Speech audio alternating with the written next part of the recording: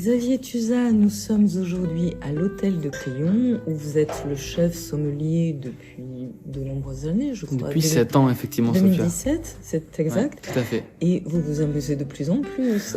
C'est presque un artiste avec des gammes, et vous extrapolez véritablement tous les potentiels. Alors, justement, me vient à l'idée la notion de chef sommelier de haut vol, puisque vous venez d'avoir un contrat assez captivant avec Air France. Vous êtes devenu le chef sommelier officiel d'Air France après Paolo Basso. Absolument. Alors, quelle est cette nouvelle fonction enthousiasmante ?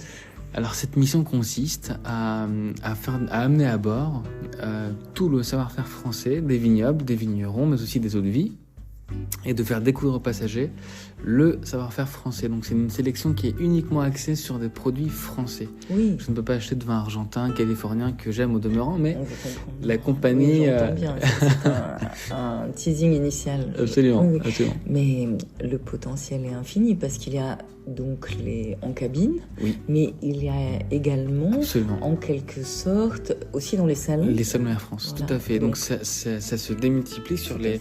les 9 salons qu'Air France possède en Europe, parce qu'il n'y a pas que Paris, il y en a aussi à l'étranger. Vous pouvez leur proposer quelques petits vins Exactement, français d'excellence. Et Ah oui. ça reste les salons Air France, notamment un à Munich, entre autres. Et ça permet aussi pour les passagers d'être déjà en France. Oui, vous les incitez à venir d'une certaine façon. Absolument, C'est absolument. Une possibilité de voyager Absolument. avec des mises en perspective pour la suite. Alors justement, vous disiez qu'il y a un nombre incroyable de bouteilles sélectionnées Oui. chaque année. Chaque année, c'est à peu près 9 millions de bouteilles qui sont achetées par le groupe. Et ces 9 millions de bouteilles, on a bien sûr un cahier des charges sur la classe économique, la business class et la première. La classe économique. on va la rendre très très fun. Il y aura des bienheureux là. Mais c'est une excellente question parce que ça fait partie de mes grandes réflexions, de la complexité de la chose. C'est l'exclusivité sur le volume. Donc c'est quand même deux choses contradictoires. Oui, ce sont d'autres types d'allocations. Absolument, on parle de centaines de milliers, donc là, en l'occurrence de millions de bouteilles pour la classe économique. Mais justement, c'est ma mission d'aller chercher un assemblage, peut-être même créer un assemblage. Oui, cela pourrait être particulièrement intéressant, en absolument, effet. Absolument. Oui, une référence Air France. Absolument, absolument. Oui. Et on explore toutes les pistes maintenant. Alors, bien sûr, le travail sur la business class et la première se rapproche plus de mon quotidien. J'entends. Parce qu'effectivement, c'est des vins que je connais, que je manie beaucoup. Et on fera la part belle à toutes les régions viticoles françaises, c'est important. Notamment, on sait que l'exposition universelle d'Osaka l'an prochain, bientôt. c'est l'Alsace qui sera représentante du vin. Donc il y aura forcément des connexions avec l'Alsace. Je crois que vous appréciez particulièrement l'Alsace. En plus. Donc cela, c'est une perfection, une merveille. Oui, alors en définitive, alors j'avais vu, je ne sais si les chiffres sont exacts, mais plus d'1 million de bouteilles de champagne consommées par année et 8 millions d'autres types de vins. Oui. C'est quand même une belle appétence. Et merci pour la remarque, parce que pourquoi 1 million de bouteilles ? Air France est la seule compagnie d'aviation au monde à proposer du champagne en classe économique. Ça, c'est assez rare. Ah oui, il faut donner l'optimum. Alors, quel type de champagne ? Alors, ça, c'est toujours à prévoir, justement. Oui. On est sur deux axes. Il y a bien sûr, on essaie de faire la part belle aux artisans.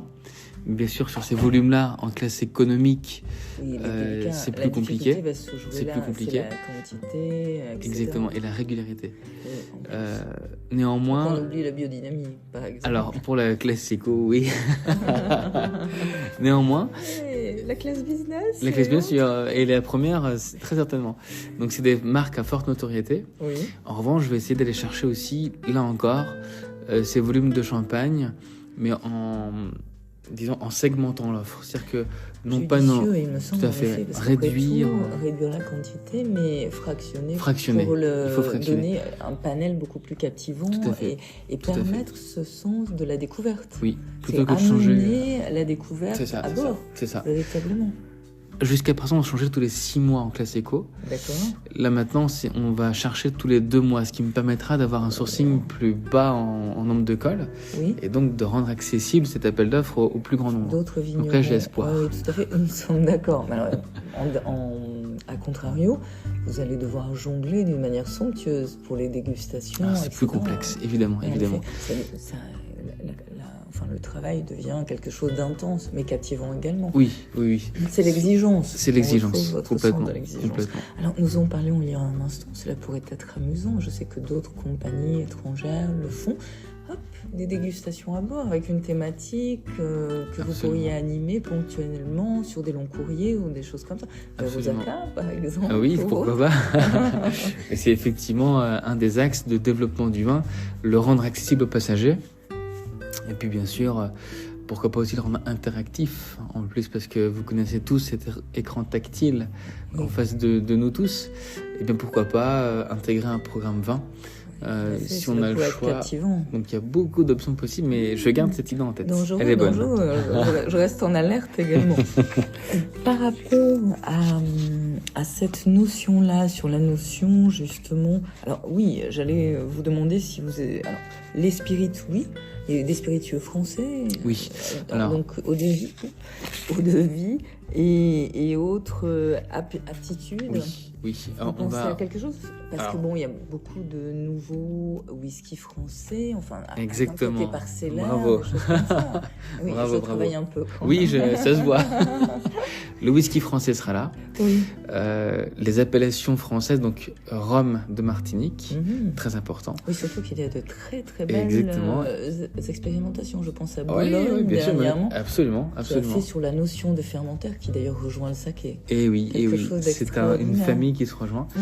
Et d'autant plus, dans les rhums, la Martinique est la seule à avoir l'AOC. Oui, en effet. Donc c'est une Depuis notion peu, qu'on garde, Eh oui, absolument. oui, tout à fait. Cognac Armagnac, évidemment. Les Calvados. Toujours cet aspect aussi de découverte. Donc on évoque aussi les gins français. Oui. Les gins français sont de plus en plus... et je dois dire que... c'est oui. captivant. Et on ne peut pas nier que qu'il y a à peu près une distillerie qui sort tous les mois en France. Oui. Ok. Donc il va y avoir pas mal de possibles, j'entends.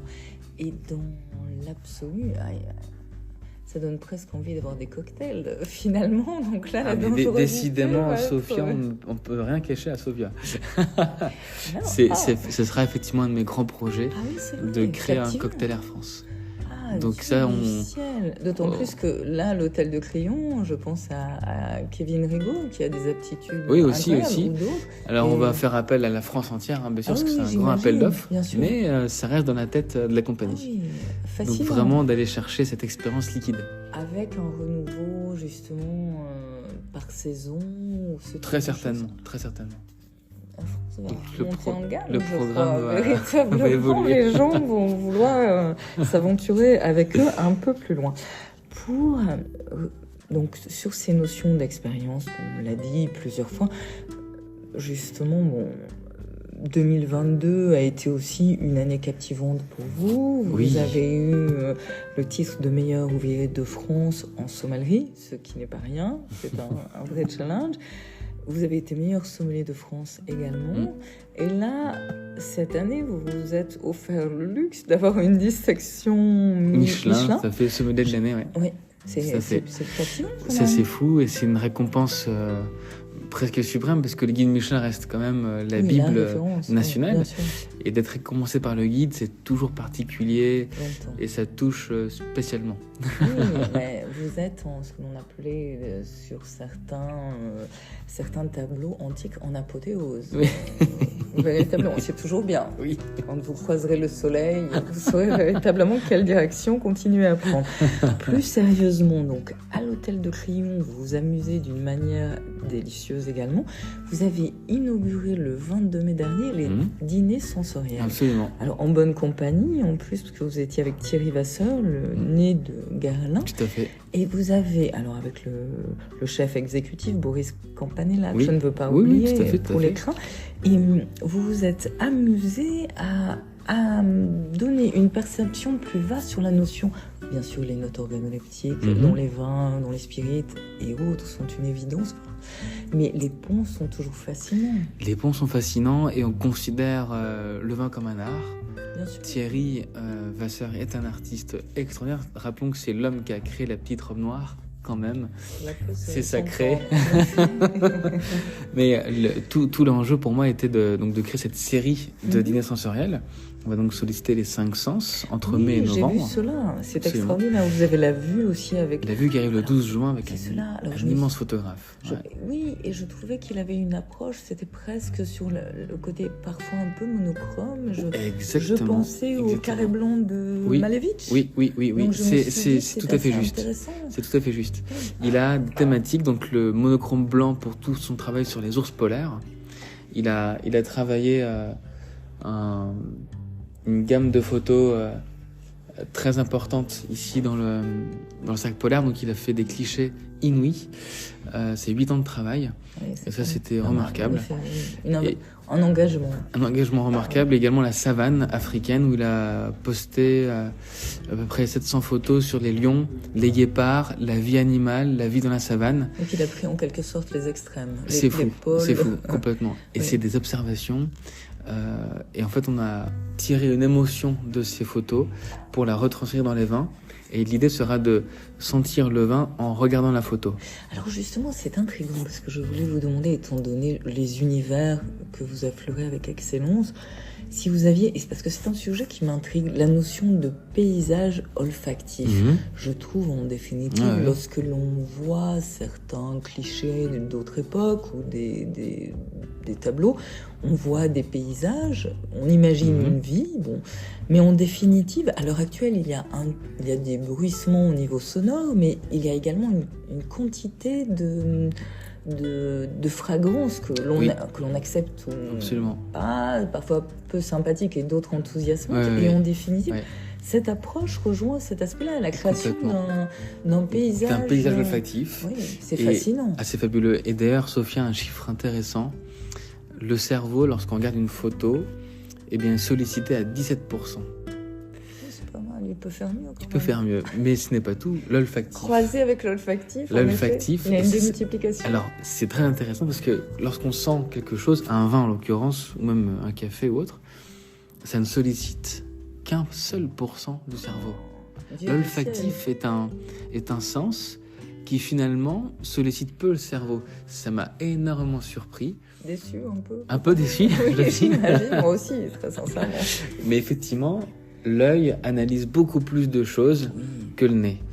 Et en réalité, l'œil est essentiel. Lorsqu'on a quelque chose, ou même une étiquette de vin de supermarché, on sait qu'on ne va pas aimer. Oui, c'est terrible. On sait la prédétermination quelque part. Oui. Plus dans la religion, mais ailleurs. Absolument. Effroyable. Mais oui, c'est Gabriel Épousé qui a travaillé là-dessus. Je l'avais interviewé sur certaines approches et je les avais envisagées en faisant des dégustations pour le saké, justement en mettant un petit masque noir et une bouteille cachée. Fabuleux. Les différences, et c'est incroyable comment le pouvoir du cerveau prédétermine. Voilà. Exactement, avant de sentir et de goûter. Terrible. Mais finalement, nous sommes peu de choses. C'est terrible ou génial. Oui, c'est vrai. Tout à fait. Oui, et le prisme de la vue est quelque chose de fondamental. En effet, ce sera tout l'axe de ce dîner. Ah, oui. Et là où vous en avez envisagé, vous disiez pour un peu plus tard. Alors, également, vous avez quels autres axes toujours avec une approche sensorielle. Donc on va donc passer ensuite au goût, qui est quand même un des éléments intéressants. Avec François Chartier, on va créer le 1 + 1 = 3. Un élément qui est le vin, un élément qui est le plat. Lorsque les deux se rencontrent en bouche, ça crée un nouveau goût. C'est un chimiste qui est dans l'harmonie moléculaire. C'est assez étonnant, mais vous n'allez pas toucher à la cuisine. Non, du tout, absolument. C'est un exemple que je pourrais citer.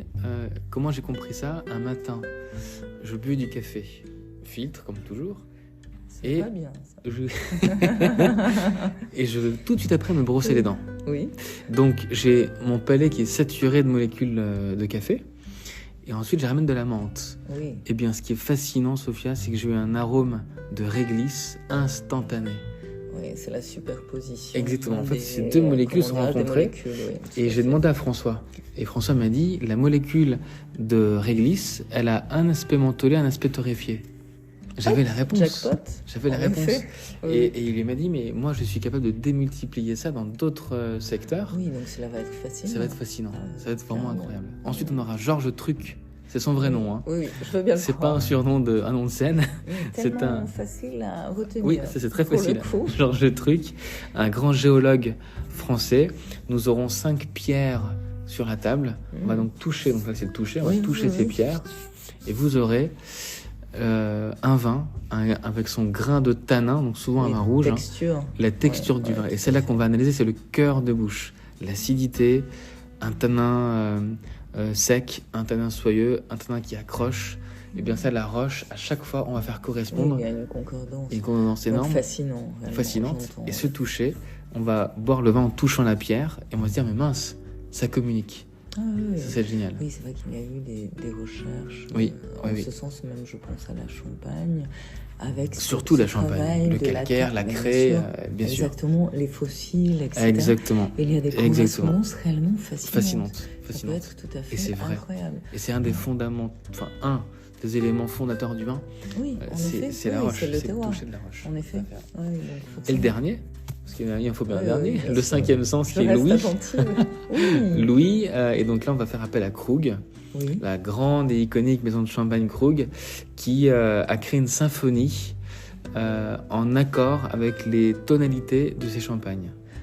Ah, Nous serons c'est-à-dire, entourés. je Alors, suis captée. c'est-à-dire qu'ils vont diffuser une musique qui Mhm. correspond aux tonalités, aux vibrations du C'est vin. ce que j'allais dire. Et Tout à fait ça. c'est le domaine chanson, il me semble, à un moment Oui, donné, qui avait travaillé tout à sur fait, cette tout à notion. fait, tout à fait. Alors, c'était de l'élevage, je crois que le Oui, premier était italien, exactement. qui Bravo. avait travaillé Félicitations. sur... C'était Dans l'élevage des vins, tout à fait. petite musique de nuit de Mozart, qui est censée civiliser les nourrissons jusqu'à apparemment le vin. Tout le monde va se reconnaître Civilise quelque tout le monde part. dans son Oui, élevage, dans son ensemble. Voilà, dans son exactement. élévation. Mon Dieu. Et quelque part, ça, oui, c'est fascinant. Ce sera fascinant parce qu'on va avoir une concordance vibratoire et on sera entouré d'enceintes dans tout le restaurant. Et donc on sera pris dans une espèce de Vous allez cocon. avoir des adeptes au final, qui vont être addicts, cela va devenir dangereux pour vous.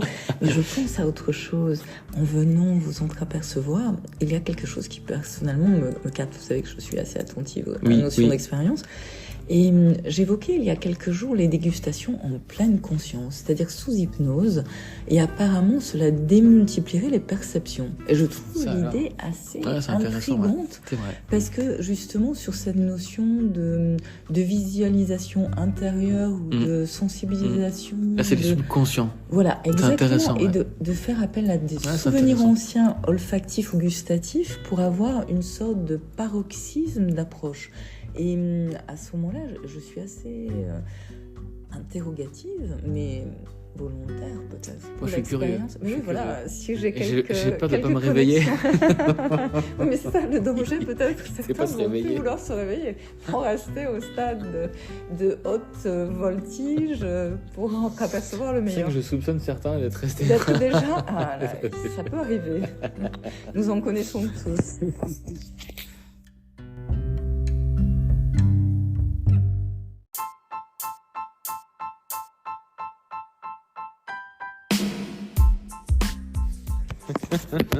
Xavier, alors évoquons un peu l'hôtel de Crillon où vous vous amusez en diverses saveurs. Alors il y a deux entités, l'écrin où nous étions tout à l'heure et la partie plus bistronomie. Oui, Également. Nonos, tout à fait.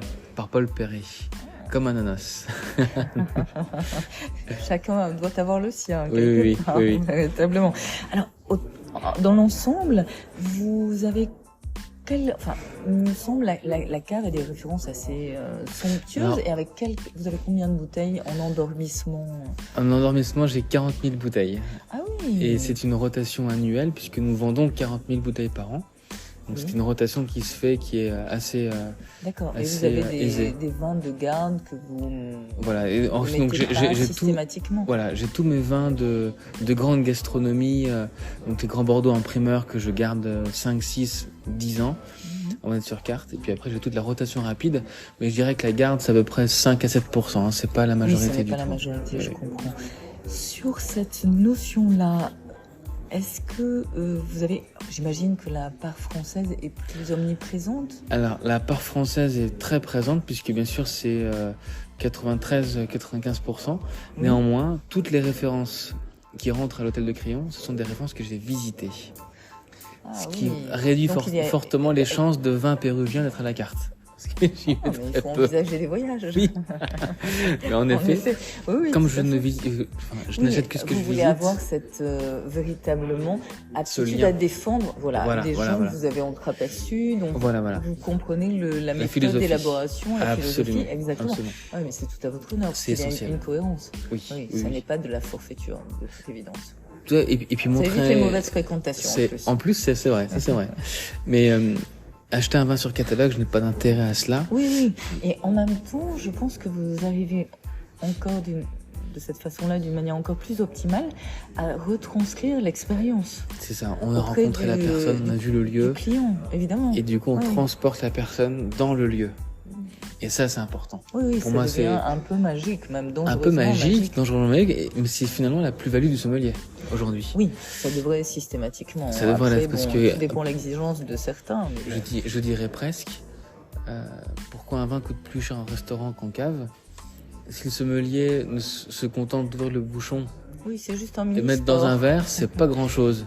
En revanche, si on raconte l'histoire, si on accompagne, si on transporte.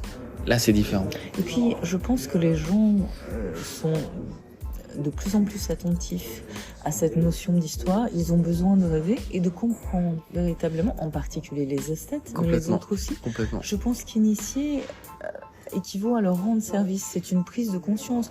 Parce qu'on peut s'éduquer de par les vins et en même temps ouvrir les yeux sur le monde autrement par la suite. Donc, et puis, il y a d'autres aptitudes.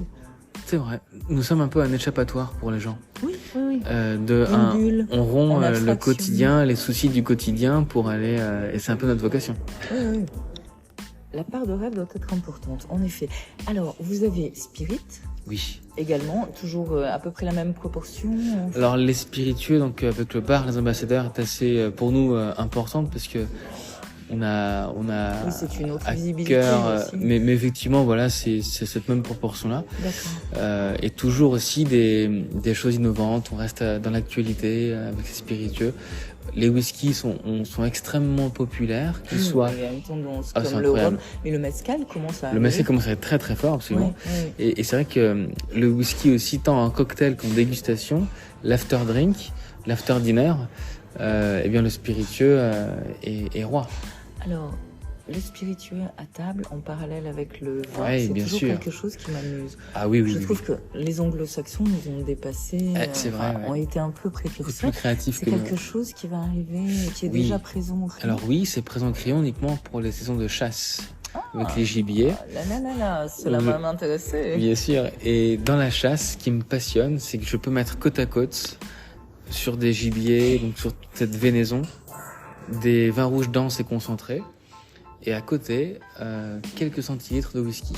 Souvent, j'aime bien moi tourbé, bien sûr, pour rappeler cette densité, cet aspect plus sauvage, animal. Tout à fait.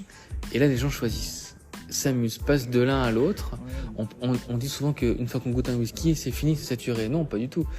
L'eau permet de faire un petit reset, et derrière, le vin prend sa place sans aucun problème. Donc, il faut s'amuser à ouvrir les spiritueux, et la chasse est le meilleur moment pour laisser cette porte ouverte. L'Armagnac, terreux, rustique, c'est grandiose. On retrouve aussi le soyeux de la bête qui fait un contrapposto, ce type de choses. Vous pensez à quelques petits animaux spécifiques? Ouais, le lièvre évidemment. Oui. Le lièvre qui va très vite, trop vite, mais mais quand on réussit à l'arrêter, quand on réussit à l'immobiliser, c'est très bon. J'aime bien aussi la biche, parce que la biche, cet esprit très texturé, mais assez goûtu et pas si puissant que ça, donc un gibier plutôt grand public, entre guillemets. En élégance. Tout à fait. Oui. Et puis je pense qu'un des rois de la gastronomie, c'est le chevreuil. Le chevreuil, et quand on regarde bien toutes ces recettes de gibier, bien souvent dans la sauce grand veneur ou autre, eh bien les spiritueux rentrent dans les sauces. Cognac, Armagnac, même des sauces au whisky.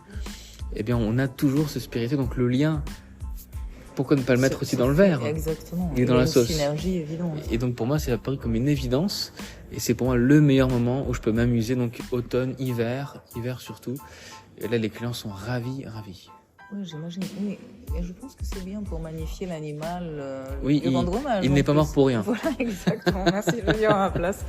Et en définitive, sur la sélection, à ce moment-là, bon, j'ai très bien saisi, vin rouge, whisky, mais est-ce qu'il y a des régions, par exemple, pour les rouges, qui vont, selon vous, être plus en adéquation? Et je pense à certains whiskies, d'ailleurs, dont les finishes sont faits dans des fûts de vin. Dans des fûts de vin, tout à fait, ouais. Donc, en effet, vous pouvez vous amuser à ce Oui. niveau-là, à faire des accords stupéfiants. C'est fabuleux, parce qu'en effet, je sais que Bordeaux donne beaucoup de ses fûts. Oui, et les grands châteaux. Oui. Whisky, même écossais, avec des finishes en Saint-Julien. Des fûts de Saint-Julien, tout à fait, des fûts de Lafite Rothschild, des fûts de Margaux. J'aime assez cette idée parce qu'effectivement, Bordeaux est une des régions indétrônables pour ça. Ce sont presque des vins taillés pour ça. Pauillac, Saint-Julien, Saint-Estèphe, tout le Médoc, c'est remarquable. Mais également, je pense à tout le pourtour méditerranéen avec ces nouvelles grandes étoiles montantes du vin. La Grenache et la Syrah sont des décors magnifiques. Le Grand Châteauneuf-du-Pape et surtout la belle Côte-Rôtie. Et Côte-Rôtie a toujours cet aspect enrobant, envoûtant, qui fait l'esprit, enfin le lien bien sûr avec la venaison, ce côté rassurant d'un plat en sauce comme ça, réconfortant. Et bien la Côte-Rôtie va embrasser, enrober ce plat. Mais sans saturer. Sans saturer. Et c'est ça l'importance. On garde de la fraîcheur et de l'éclat. Oui, parce que l'acidité maîtrisée donne une appétence. Essentielle. Voilà. Exactement. Et on peut la retrouver pour le meilleur. Tout à fait. D'accord. Oui, cela va faire rêver certains. Vivement la période de la chasse. Vivement. On va dire cela. À propos des sakés, parce que vous êtes évidemment très impliqué au sein de l'univers saké, je le rappelle, vous avez proposé ce concours Kura Master avec Kei Nagawa, et vous défendez le saké de diverses manières. Évidemment, vous l'avez mis à la carte pour permettre une autre approche. Ouais. Est-ce que vous vous amusez? Parce que je pense à cela un point me fascine, c'est par exemple quand on pense au saké Yamahai ou Kimoto. Voilà, les traditionnels. Le parallèle avec l'animal aussi me paraît une évidence. Une évidence. Ça peut faire que de belles choses. C'est décidément, Sophia, vous lisez dans mes pensées, puisque... Sans doute l'hypnose. Puisque dans quelques jours, en effet. Kura Master qui a lieu lundi 27 mai, eh bien, je vais révéler une masterclass sur les vins et la charcuterie. Les sakés et la charcuterie. Moi, véritablement, il va falloir que j'essaie d'aller poindre mon nez. Oui, c'est assez fascinant, véritablement. Il y a un lien parce que ces sakés sont texturés, ont du volume, de l'intensité et un aspect épicé poivré qui marche parfaitement avec les charcuteries et les charcuteries de bœuf notamment. Ça c'est génial. Pourquoi ? Parce qu'en réalité, tout se passe dans l'acide aminé qui est un point commun des deux. La charcuterie, comme vous remarquez bien, elle tapisse le palais et elle fait saliver. Parce qu'il y a beaucoup de, comme les Japonais le disent, l'umami, ce fameux umami. Parce qu'effectivement, ces viandes séchées, cette charcuterie, elle est porteuse d'umami. Condensation d'arôme en plus. Et lorsque vous mettez les deux ensemble, vous mâchez votre charcuterie, vous la gardez en bouche, vous ne l'avalez pas. Vous prenez ce saké traditionnel qui va enrober en texture presque moelleuse parce qu'il y a quand même une sucre résiduelle dans le saké et surtout ramener cet aspect épicé. En fait, c'est lui qui est le condiment de la charcuterie. Il va ramener le sel, le poivre et en bouche, c'est prenant, c'est vibrant. J'imagine tout à fait. Et ça, c'est extraordinaire parce que ce sont deux choses qui sont remplies d'umami l'un et l'autre. Et en réalité, vous avez une explosion aromatique en bouche et une persistance. Et là, je pense qu'on est content d'être sur Terre à ce moment-là. Je saisis tout à fait, j'entre-aperçois. Alors, toutes ces substances en délectation, vous les faites très souvent également au verre, parce que vous avez ce souci de l'initiation. Et ça, c'est quelque chose d'essentiel. C'est vrai, le saké doit être proposé au verre pour le rendre accessible. On aime, on n'aime pas, voilà. Mais il faut initier. Inciter à la découverte. Tout à fait. Et ce système de vin au verre, pour nous, chaque année, c'est 2300 verres vendus ici à l'hôtel. Donc c'est colossal. Et ça marche. Et les gens sont extrêmement contents. Et vous avez affleuré un autre univers qui pourrait faire frémir certains, à contrario, l'univers du sans-alcool. Alors, j'entends, il y a des merveilles sans alcool lorsque l'on ne fait pas de forfaiture. Après, bon, personnellement, vous m'en excuserez, mais la version extraction d'alcool induit parfois de la violence et les résultats ne sont pas toujours Je suis bienvenus. 100% Il y a des d'accord. souffrances, les chemins de croix Oui, ne sont oui, pas oui, nécessaires. je suis d'accord parce que ça maltraite la matière. Ouais. Exactement. Oui. Mais à contrario, il existe des Oui. substances. Alors, au crayon, Il y en justement, a vous plusieurs. avez initié, vous avez initié de belles choses C'est ça. avec un déjeuner sans alcool. Voilà, et même déjeuner et dîner, même on peut aussi prendre le Il son. faut mais savoir être audacieux, C'est- cela peut être quand même festif, j'entends. C'est venu, ça, Sophia, avec le constat, en 2022, je fais un état des lieux de mon bilan des ventes annuelles, et je constate qu'à l'écran, au restaurant gastronomique, Oui, le soir, qui est quand même le moment où on déguste du vin, bien sûr. j'ai 16% des clients qui ne prennent pas d'alcool. Oui, mais alors 16%, quelque chose m'intrigue, j'apprécie votre approche. Français, étranger. Parce que je pense qu'il y a un phénomène de mode, sans être par trop limitative, Oui, et avoir une approche trop caricaturale. Je pense qu'il y a un côté quand même healthy venu des USA oui, parfois, c'est vrai. qui parfois amène quelques questionnements dont la C'est vrai. notion de systématisation C'est vrai. rend bien face aux gens qui prennent de soi, de toute évidence. Oui, oui, bien sûr. Mais à ce moment-là, ça devient une posture. Mais j'entends qu'il faut le prendre en considération. Donc c'est ce pourcentage-là vous a incité à entreapercevoir autre Je me chose. suis dit, je ne peux pas rester comme ça, et Bien surtout, sûr, alors c'était pas tant enfin, c'est aussi pour moi, mais surtout pour les clients eux-mêmes. bien sûr. Parce que quel dommage d'être à l'eau. Oui, de rester en bord de piste au moment de la dégustation. Oui. Et donc finalement, je me suis dit, on peut amener de l'émotion de dégustation dans des boissons de terroir. Et là, j'ai creusé, ça m'a pris un peu de temps quand même. J'ai découvert des thés d'exception, Voilà, d'un seul coup, j'y songeais, en effet. avec Uji au Japon, notamment des thés issus de théiers de 500 ans en Chine, dans le Yunnan. Ah oui. Fascinant, Il y a- un puer. Nous sommes d'accord. Remarquable. J'avais entreaperçu une jeune c'est femme fou. qui avait des théiers sauvages, les vrais, Exactement, en effet, les il y vrais en a. théiers Et sauvages. là, les choses deviennent extraordinaires. C'est fou. Oui. Et puis après, notamment pour faire des accords sur les gibiers et la chasse, c'est les grands cafés. Les infusions de En café, effet. le système V60, Chemex, qui permet de libérer l'identité du lieu. A contrario, un espresso va concentrer la matière et donc la standardiser sur un arôme très gris et torréfié. Mais le V60, donc le café filtre, ou le café, comment on peut dire, le slow coffee, comme on dit, Oui. va permettre de libérer l'identité du lieu. Et j'étais surpris de voir les geishas de Panama, les grands crus d'Éthiopie, ceux du Brésil, ceux de Colombie, ceux d'Indonésie. À chaque fois, j'avais une identité très particulière, très différente. Et donc, je me suis mis en quête des cafés les plus rares du monde. Et là, je dois dire que j'ai vu Il y le a résultat. un potentiel incroyable. C'est extraordinaire. En effet. Oui. Extraordinaire. Et j'ai eu la même émotion qu'avec un vin. Et surtout, j'ai vu sur le visage de mes clients la surprise, l'étonnement et surtout le plaisir qu'ils ont eu. Oui, Et là, je bien me suis sûr. dit, on a gagné. Et l'interrogation, parce que Exactement. je pense que vous arrivez à les amener quand même en dehors de leur usuel. Complètement. Cela est précieux. Complètement. C'est l'idée de l'expérience. Être ici et C'est vivre autre l'expérience. chose. Complètement. Oui, oui. Et ils sont, alors à chaque fois, je dis avec humour, lorsqu'une personne me dit je suis sans alcool, je m'adresse aux autres personnes de la table qui eux prennent du vin et je leur dis mon but, ce sera de vous rendre jaloux de cet accord sans alcool. Courageux. Clairement. Il y a toujours un Non, mais sourire c'est- en coin, mais, Oui, mais c'est j'imagine. vrai que à la fin, ils me disent mais waouh, Oui, quel moment. Quelque chose Quel moment. de réellement probant. C'était fou. Et Ah oui. une nouvelle porte ouverte quelque part. Complètement. Je pense que c'est bien finalement l'intérêt de ces dogmatiques qui ont amené de nouveaux marchés parfois terriblement ennuyeux avec ces vins pseudo sans alcool à peut-être quelque part recentrer le propos et avec de nouveaux questionnements Complètement. sur déguster autrement, mais en valorisant et en Des étant savoir-faire attentif. aussi, Voilà, des savoir-faire, exactement. on raconte une histoire aussi, donc c'est passionnant.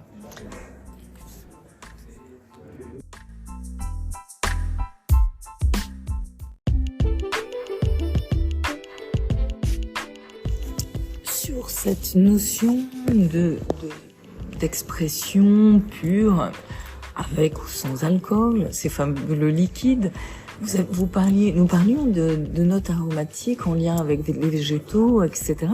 Est-ce que vous avez cette approche, ce n'est pas nécessaire, mais d'être attentif, par exemple, il y a un mythe qui se fait maintenant un peu partout par le monde, c'est de rendre le citadin jardinier.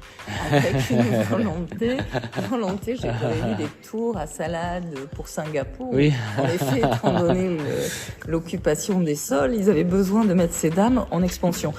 Est-ce que vous avez cette recherche personnelle ou professionnelle, j'imagine professionnelle c'est une évidence, mais dans des expressions pures, d'aller voir la plante dans un contexte naturel ou en élevage pour avoir d'autres perceptions? J'ai rencontré le matériel végétal, on appelle donc la vigne, à des moments de sa vie assez étonnants. Et je me suis rendu compte dans le sud-ouest que ce végétal était bien sûr vivant, mais qui pouvait avoir un autre visage. Cette vigne, moi j'ai vu des vignes sauvages. Ah oui, c'est fascinant. Alors ça, c'est incroyable. Oui. Et quel est son but à la vigne? Sauvage, redevenu à l'état sauvage ou naturellement? Naturellement sauvage. C'est très rare. Ça s'appelle le lambrusque. Et ces lambrusques, elles existent dans le sud-ouest de la France. Il faut vraiment aller les chercher parce que c'est dans le Gers. C'est le sud du Gers, on est vers Saint-Mond.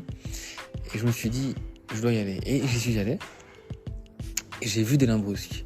J'ai été estomaqué, bluffé de voir que c'est un être vivant qui n'a qu'un seul but. Survivre et surtout être disséminé. Parce que son seul but, c'est de monter autour des arbres et d'aller étouffer l'arbre. Sportif. C'est complètement fou. Parce qu'avec les racines et les lianes, parce que c'est une liane qui grandissent, elle arrive à passer par-dessus l'arbre, faire ses fruits. Et son but, c'est que les oiseaux viennent manger pour disséminer la vigne. Parce qu'après, elle va être larguée, par l'oiseau ailleurs. Et elle va repousser. Oui, c'est tout à fait. Et c'est comme ça qu'il se multiplie. Poétique. C'est la reproduction de la vigne qui est son seul but. Tout comme cet être vivant exceptionnel qui est ancestral, eh bien, son état final au raisin, ce n'est pas le vin. C'est une version, je dirais, de l'homme de le stabiliser. Mais le raisin, si on le laisse faire, c'est du vinaigre. Oui, en effet. Le vin n'est qu'un stade intermédiaire. Et finalement, dire un vin nature n'existe pas par définition, puisque le vin n'est pas naturel. Non, mais le vin n'est pas naturel. Conduire un vignoble, c'est accepter de le dévier de sa vocation première, qui est de se reproduire, de se multiplier. Et d'ailleurs, il y a quelque chose de très intéressant, de toute évidence, sur cette notion-là. Je me souviens avoir entreaperçu dans un musée antique, je crois à Valence, ils ont reproduit des méthodes viticoles datant de l'Antiquité qui sont relativement méconnues, à savoir, à cette époque, ils faisaient tenir le cep de vigne sur un arbre. Et oui, mais c'est toujours été très proche. Voilà. Donc toujours. Il y a eu cette connexion. Et ça, c'est une vraie relation. Et c'est pour ça que pour moi, ce végétal, alors bien sûr, aujourd'hui, là on parle de temps très anciens, mais la lambrusque existe toujours. Mais l'homme fait partie du terroir. En France, dans le sud-ouest, est-ce qu'il y a des... Oui, l'Italie en possède un petit peu, mais c'est rare, mais ça existe. Un journaliste, je l'avoue, m'avait fait déguster un vin de Bethléem, où ils ont réussi à faire, avec des vignes sauvages, paraît-il, des expressions singulières. Des lambrusques. Mais incroyable. Bon, ils en sont arrivés à faire 44 bouteilles. C'est génial, 44 bouteilles. Oui, c'est en temps Covid. Mais avec des skin contact, etc. Je n'ai jamais réussi à savoir quel était, entre guillemets, le cépage, puisque... Alors, c'est effectivement très dur.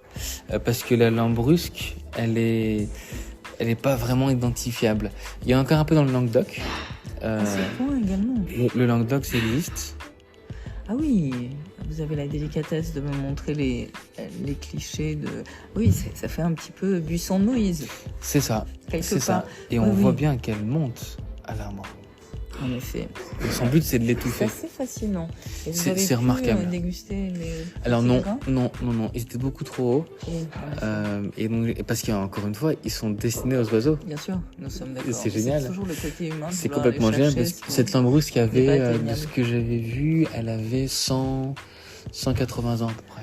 Incroyable. C'est extraordinaire. Ah oui. Elles ont été identifiées de quelle façon? Alors c'est les scientifiques qui en ont connaissance de par les livres anciens et qui depuis la nuit des temps les identifient. Et on sait qu'il y a un peu, vous savez, comme on dit les coins à champignons, oui, il y a des coins à lambrusque, c'est un peu la même chose. Donc c'est connu, mais ils en découvrent encore. Ah, c'est incroyable. Vers Pic Saint-Loup, notamment. Pic Saint-Loup, il y en a aussi pas mal. Ouais. Et il faut le voir une fois dans sa vie. Ah oui, j'imagine. On a l'impression de revenir à l'ère préhistorique. Oui, j'entreaperçois l'idée. Ça doit être tout à fait incroyable.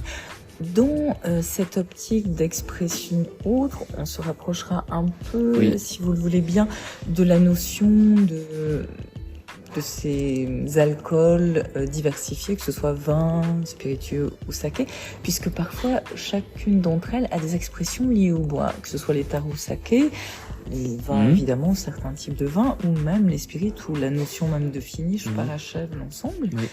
Alors, nous en parlions il y a un instant. Il y a une diversité de bois. Je pense que le Mizunara japonais, qui a eu sa raison d'être, qui va toujours autrement, qui a permis d'autres expressions, dont le monde entier, il y en a d'autres. Il y a le châtaignier, le chêne, bien sûr. Alors, apparemment, j'étais très surprise. Et l'impact plus que le chêne. Pour moi, c'était quelque chose d'excellent. Oui. Et en effet, il y a des jeux qui peuvent se faire. Donc apparemment, il y aurait, nous en parlions également, des bois particuliers en Chine qui pourraient maintenant avoir une autre expression. Pour les expressions Martinique, justement, je discutais avec Daniel Baudin il y a quelques temps, qui lui aurait adoré faire des essais sur les bois autochtones, qui pour l'instant ne font pas partie en effet de l'appellation sur les bois martiniquais. Pour vous, cette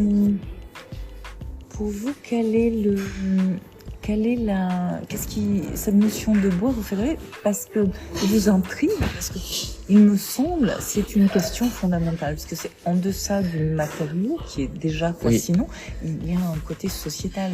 Si l'on regarde Parker et d'autres expressions, c'est une volonté de puissance, sans doute une projection intellectuelle ou autre. Et le bois a un pouvoir sucrant. C'est son premier pouvoir, et donc finalement, comme il a un pouvoir sucrant, il a un pouvoir appétant. Et donc sa capacité addictive, elle est quand même très facile. Hein. Et on est vraiment séduit par le bois, parce qu'il va effectivement arrondir. Mais jusqu'à quel stade? Alors voilà, et ça c'est toute la complexité du vigneron, c'est jusqu'à quand, comment l'utiliser, parce que l'infusion du bois au contact du vin va le nourrir, mais surtout va fixer la couleur. C'est très important. Parce qu'il a quand même ce pouvoir-là, on doit lui rendre, c'est qu'il fixe la couleur. D'autre part, cet échange avec le bois, cet apport, eh bien, si on a des microscopes dans les yeux, on pourrait regarder qu'il y a un aspect poreux. Oui. L'oxygène passe et donc il s'évapore, évidemment. La fameuse part des anges. Et elle arrive comme ça, tout à fait. Et donc cet échange d'oxygène est aussi pour le vin très bénéfique. Parce qu'il va pouvoir avoir cette légère oxydation qui va le fortifier étant bébé, puisqu'il est être dans un fût pour un vin, c'est être dans le ventre de sa mère, c'est la même chose. C'est la même chose. Oui. Et la mise en bouteille, c'est un accouchement. Vous allez faire réfléchir quelques personnes. Effectivement, cet apport, eh bien, il n'est pas négligeable, parce que si les moines de Cîteaux, il y a 900 ans, ont remarqué que le fût était un apport incontournable, eh bien, il y a une raison. Et effectivement, aujourd'hui, on est sur ces fondamentaux qui amènent aussi et qui traduisent une forme d'impact de la religion sur le vin. C'est très catholique, très catholique d'utiliser le fût. Parce que ça va arrondir, ça va rendre plus charmant. Vous pensez qu'il y a une sorte de... Oui, très clairement. Mes souvenirs ou mon excuserai religieux sont un peu anciens. Buvez, ceci est mon sang. Voilà, donc, le vin est un lien. Incroyable. Et les catholiques utilisent le fût, là où les protestants, en Alsace c'est marquant, sont toujours en cuve inox. Ou alors, on utilise le fût de manière très très distante, soit des courts passages, soit des fûts déjà utilisés, jamais de fût neuf, pour pas arrondir, pour ne pas pommader. En revanche, les catholiques aiment cette enluminure, cet aspect confort. C'est presque baroque quelque part de rajouter du fût. Quand on sait pourquoi le baroque a existé, c'était justement pour contrebalancer le protestantisme, donner une appétence et célébrer Dieu autrement. Donc en effet, j'entends votre approche. Et les vignerons catholiques et protestants en Alsace sont très très marqués, et dans le style des vins, c'est perceptible. C'est perceptible. Et ça c'est génial. Et le fût est un élément culturel qui s'entretient génération après génération via le prisme de la religion aussi. C'est intriguant. Vous allez me donner envie de creuser, ouais. Oui, tout à fait. Les Bourguignons sont très catholiques. Oui. Et quand on va au Clos-Vougeot, n'est-ce pas? Eh bien, on voit qu'il y a beaucoup de reconnaissants catholiques. Saint-Vincent. Oui, en effet. Qui est très très présent. D'ailleurs, sur la tenue de la confrérie du Clos-Vougeot, Saint-Vincent est extrêmement présent. Donc bien sûr, la Bourgogne est catholique. Ici, des protestants en Bourgogne, ça se voit tout de suite parce qu'il n'y a pas de fût. Et c'est différent. C'est pas pareil. Oui, j'entends. Donc, et pour vous, sur les notions d'essence, justement, de bois, est-ce que vous seriez intrigué? Est-ce que ça vous captive de, comment dirais-je, imaginer justement la mise en lumière, parce qu'elles existent déjà, de certaines fragrances, de certaines... Oui, alors... Il y a d'autres textures de bois. Bien sûr. Dans la mesure où... Parce que je sais que le tilleul aussi existe. Oui, vous avez raison. Mais en Alsace, justement. En Alsace, oui. Dans la mesure où finalement, ça n'impacte pas tellement l'origine du lieu, ça va. Mais effectivement, force est de constater que jusqu'à présent, la science nous a amené jusqu'à une conclusion. Le chêne était plus adapté. Mais moi, je reste persuadé qu'on n'a pas fini la croisade et qu'effectivement, d'autres bois vont se révéler, mais toujours dans la mesure où le bois reste au service du vin, qui est sa vocation première, mais de ne pas passer outre. Voilà, c'est le seul élément. Sinon, le résultat devient extrême. Caricatural. Tout à fait. D'accord. On évoque le Japon, c'est vrai.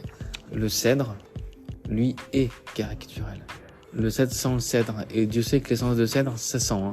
Oui, il y a une présence qui tient très marquée. À l'encens. Complètement. Etc. Et donc le cèdre, dans les sakés, on ne sent que le cèdre. Là, on va trop loin. Donc le cèdre, pour moi, n'est pas adapté. Le saké, oui, c'est un élément aromatique, mais vous êtes automatiquement enfermé dans ce spectre aromatique qu'est le cèdre. Oui, il faut savoir ménager les expressions. Doser. Alors, juste une petite chose, vous avez ouvert votre propre cave l'été dernier. Oui. Au 9 rue Treillat, dans Tout le à fait. 8e, pas très loin de l'hôtel de Tout à fait. Cela vous permet d'offrir un kaléidoscope différent et avec des engagements, des vignobles petits, mais dans le sens tout à fait, ouais. Oui. Positif, artisanal, etc., avec une valorisation du savoir-faire également. Vous avez ouvert l'expression justement au spirit, au Japon, à tout un tas, une kyrielle de références. Vous faites donc vos rencontres, je crois, une fois par mois. Oui. Pour vous, qu'est-ce qui vous donne envie, enfin, qu'est-ce que vous souhaiteriez faire encore? Parce que vous allez toujours plus loin, donc vous m'excuserez, mais Xavier, hop, je fais un petit bond en avant. Qu'est-ce qui va vous faire rêver? Parce que je suis sûre que l'hiver prochain, justement, vous allez déjà penser à un autre projet. Donc, déjà, si vous pouviez me dire en avant-poste que je sois à l'heure où non, mais je vais un peu au jour le jour, hein, c'est ça. Mais cette cave est un moyen de rendre accessible toutes mes visites. Parce que bien sûr, les prix de vente d'un vin caviste, c'est bien moins cher que dans un restaurant. Et ça me permet aussi de partager toutes mes rencontres. Avec le thé, avec le café, avec le saké. Oui. Ça, il y en a beaucoup dans la cave. Avec notamment ces vignerons avec lesquels j'ai une proximité. La Bourgogne qui est bien sûr près de nous, parce que je suis né là-bas. Oui. Mais aussi toutes mes rencontres, là. Et c'est un moyen de partager tout ça. Et en quelque sorte... vous avez un prisme assez diversifié. Oui. Et je pense qu'il y a d'intéressant, et que le public aussi devrait saisir, c'est qu'en quelque sorte, sur des vins que certains pourraient imaginer usuels comme des rosés, etc., vous arrivez à faire naître des notions, enfin à mettre en lumière des vins qui sont en deçà de l'usuel. C'est ça. C'est surtout aller chercher le talent. Chez les vignerons, bien sûr, c'est cet aspect aussi créatif que je recherche beaucoup. Et dans un seul but, c'est ramener encore l'expérience, mais à la maison, chez vous. Oui, une appropriation. Exactement, un peu, et donner envie aussi aux gens de pratiquer le motourisme. Exactement. Ce qui n'est pas mal de vous à moi. Une toute dernière question pour vous ramener quelques années en arrière. De mémoire, vous avez eu une vie comment dirais-je, vous avez une vie diversifiée, mais vous avez eu une vie non pas parallèle, mais impliquée dans le sport. Ah oui, oui, dans oui. le triathlon, si oui. je ne fais pas erreur. Bravo, bravo. Donc, très sincèrement, vous voyez ces Jeux Olympiques, parce qu'il me semble que le triathlon a été inclus comme Jeux Olympiques depuis 2011 à Sydney. Bravo. Sincèrement, qu'est-ce que vous voyez, puisque nous allons être bientôt dans un autre prisme, Oui. celui des Jeux Olympiques de manière Oui. optimisée et radicale à Paris et ailleurs en France. Pour vous, qu'est-ce que cela vous inspire? Ah, c'est une immense opportunité pour la France de rayonner, comme elle sait le faire. Mais surtout, alors les Jeux Olympiques, par le passé, servaient aux trêves de guerre. Chez les Romains, notamment, chez les Grecs, qui ont créé les Jeux Olympiques. Mais les Grecs avaient toujours une trêve de conflit, de guerre pendant les Jeux. C'était ça, en fait, les Jeux Olympiques. Oui, la civilité exactement. revenue. Oui. Et j'aime à croire, après c'est peut-être un peu utopique de penser ça, mais que en ce contexte de 2024, que voilà, cette trêve peut mettre du baume au cœur. Le prisme du sport est un élément, pour moi, un fondateur, parce qu'il démontre une persévérance, il démontre un esprit aussi d'excellence quand on est en quête, surtout en compétition. Mais surtout, c'est l'ouverture sur la nature. Oui. Surtout moi, mon sport qui était à l'époque le triathlon, donc j'étais dans l'eau et dehors, donc j'étais toujours au contact de la nature. Donc ça m'a beaucoup appris aussi. C'est par le triathlon que j'ai appris la Bourgogne. À ce point ? Parce que mes entraînements vélo, étant bourguignon, j'étais sur la vignes. côte et donc j'étais dans les vignes. Et c'est comme ça que j'ai appris toutes les communes. Oui, et puis il faut envisager des dopages parallèles également. Vous m'en excuserez, mais il faut être optimiste aussi. Très positif. Oui, je comprends. Très positif. Oui, je vous rejoins, je vous remercie de cette idée. En effet, envisager que ces Jeux Olympiques amènent une sorte de sérénité ou oui, autre. je pense. Dans une ville aussi belle que Paris, c'est un beau contexte. Merci à vous. Merci beaucoup, Sophia. Merci.